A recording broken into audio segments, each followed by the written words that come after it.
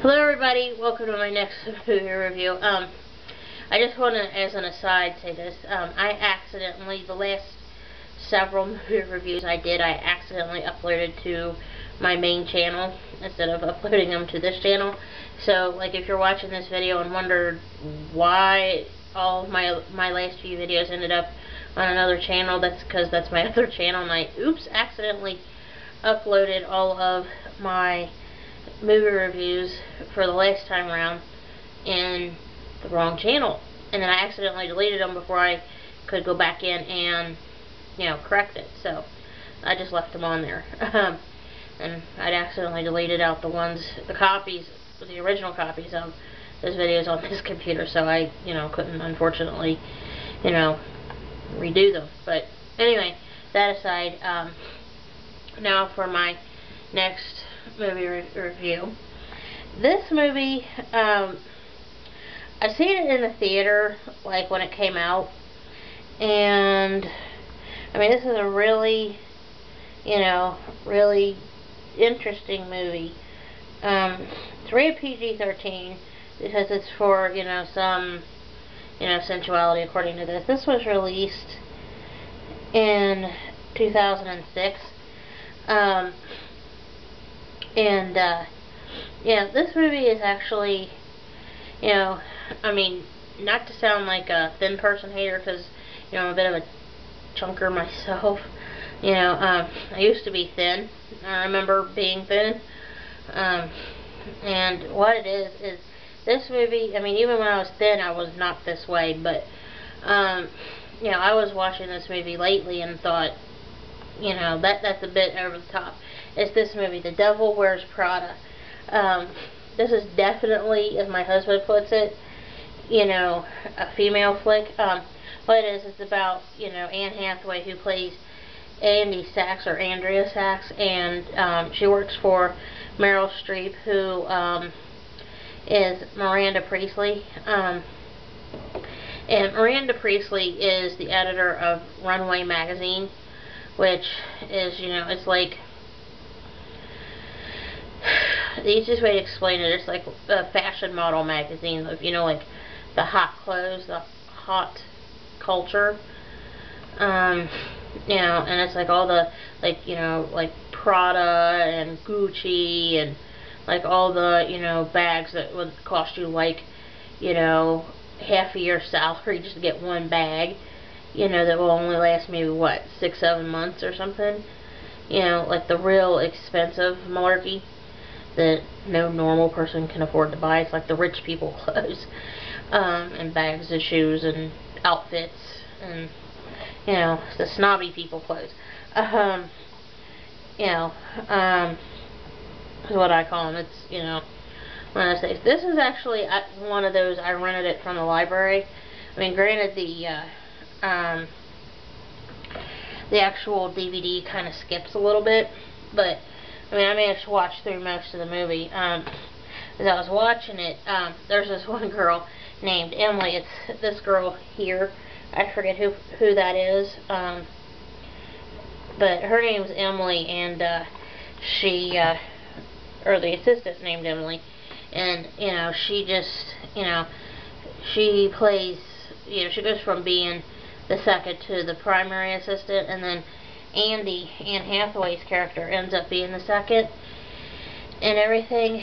But, you know, I mean, it just, like, talks about how Anne Hathaway's character goes from being like a size 6 to like a size 4, and, you know, like, you know, she's basically Miranda's whipping girl. You know, she just, like, does all the errands, she does all the, you know, like, hot coffee, Harry Potter.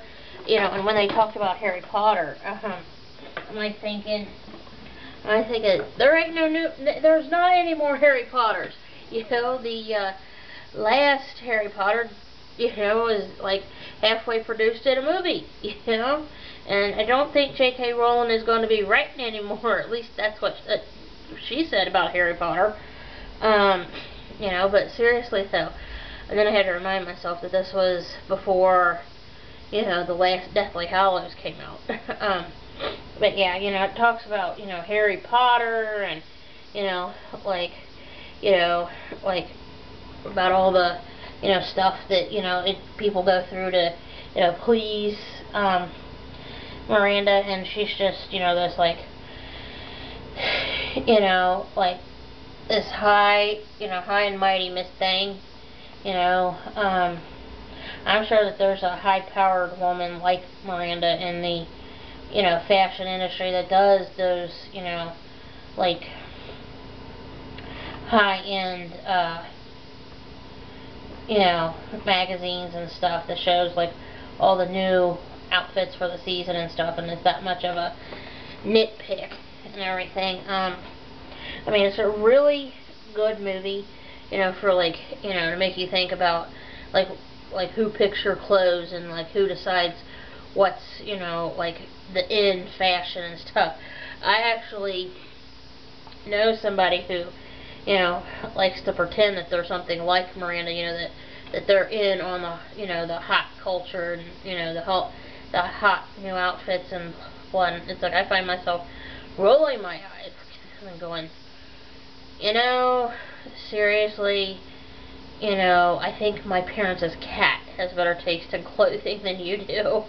No offense to that person. I mean, but seriously though, I mean, it's like, you know, watching this movie, you know, it's like you realize how hard it is to work in that kind of industry. You know, it's like high demand, high pressure.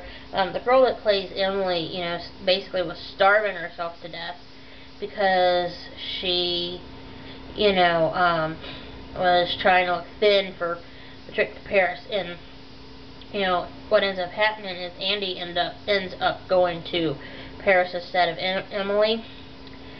And I was looking at Paris on the DVD, and I thought, God, I would love to go back there. Because Paris, I told Tony, was amazing. And, you know, Tony's like, I'd like to go there. And he's like, does it really look like that? And I said, yeah, you know, if you're careful about where you go in Paris, you know, you'll be fine.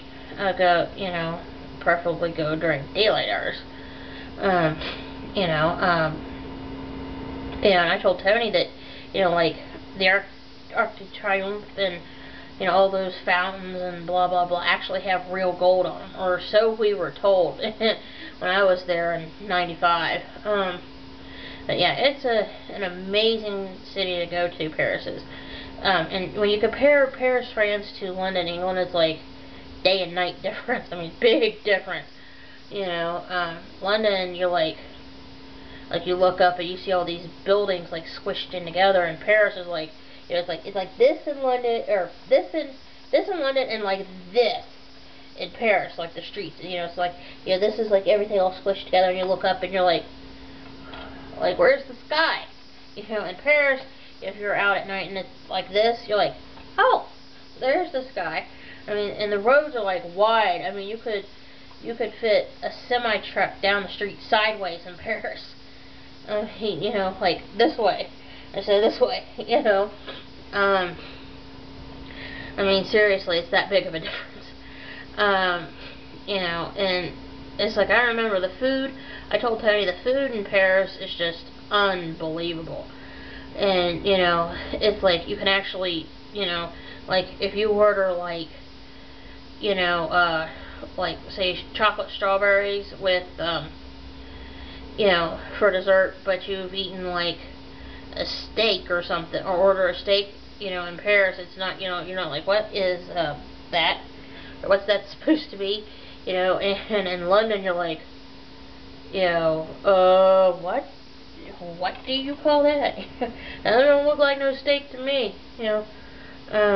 But anyway, I do highly recommend The Devil Wears Prada. I mean, this is a very good movie, but I mean, it does talk about like backbiting and, you know, like being true to your friends and family and stuff, and you know what's important in life, and you know having your priorities sorted out. You know, I mean, even if you can get, like, you know, for you guys out there, if you can sit through this, I mean, there is actually a good, strong guy character in here. That's him right there. I forget what his name is, but he actually is one of the, you know, good guys in the movie. And I mean, it shows him being, you know, like helpful and, you know, being like the closest thing to a friend that Andy gets during the entire movie. But anyway, I want to pause here, and I got some more movies to review. Alright, so hang on.